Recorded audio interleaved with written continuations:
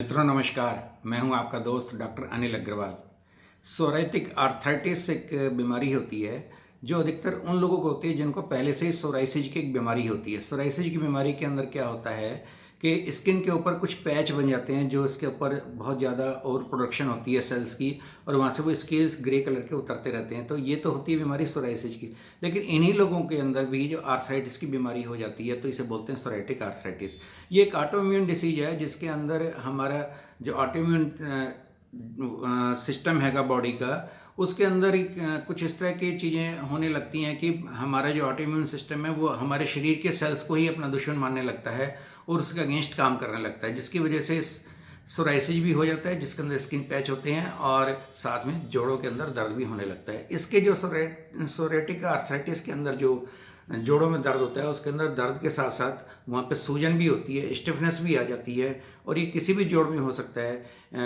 उंगलियों के जोड़ों के अंदर भी हो सकता है और बड़े जोड़ों के अंदर भी ये दर्द हो सकता है। और इसके अंदर साथ साथ जो है जो नेल्स होते हैं उसके अंदर भी कुछ पिटिंग हो जाती है, मतलब गड्ढे जैसे पड़ जाते हैं, ब्रिटल भी हो जाते हैं, टूटने शुरू हो जाते हैं, छोटे भी हो जाते हैं, जैसे किसी ने उनको कुतर कुतर के खा लिया हो, इस तरह से वो छोटे भी होने शुरू होते हैं, मतलब काफ़ी डिफॉर्म्ड जैसे नेल्स हो जाते हैं।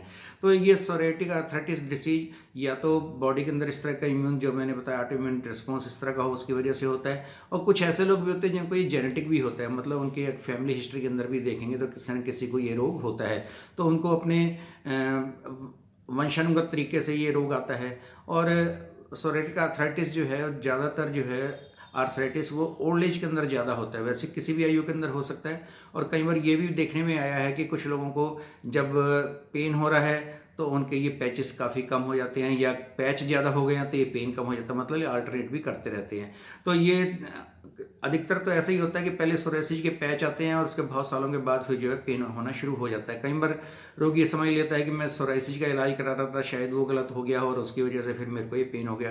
मेरे को भी एक ऐसा अनुभव है कि मेरे एक पेशेंट थे, उनका मैं सोराइसिस का इलाज कर रहा था, वो काफ़ी हद तक कंट्रोल हो गया था, लेकिन फिर उनको बाद में जब सोरेटिक आर्थराइटिस का पेन आया तो उनको लगा कि शायद इलाज की वजह से ऐसा आ गया। फिर मैंने उनको समझाया कि ये इस तरह से नहीं होता है, ये सोरेटिक आर्थराइटिस का जो पेन है वो सोराइसिस का ही एक पार्ट होता है और वो किसी भी वक्त पर जो है किसी भी रोगी के अंदर आ सकता है। तो जब उनको समझाया तो उन्हें बड़ा आश्चर्य हुआ कि ये स्किन की डिसीज है और ये जोड़ों की दर्द की जो डिसीज है वो भी आपस में कोई उनका एक कोई लिंक है आपस के अंदर। और नहीं तो अधिकतर यही सोचा जाता है कि स्किन की बीमारियां अलग होती हैं, जॉइंट्स की बीमारियां अलग होती हैं, लेकिन जैसे मैंने बताया इस रोग के अंदर ये दोनों आपस में लिंक्ड भी हैं।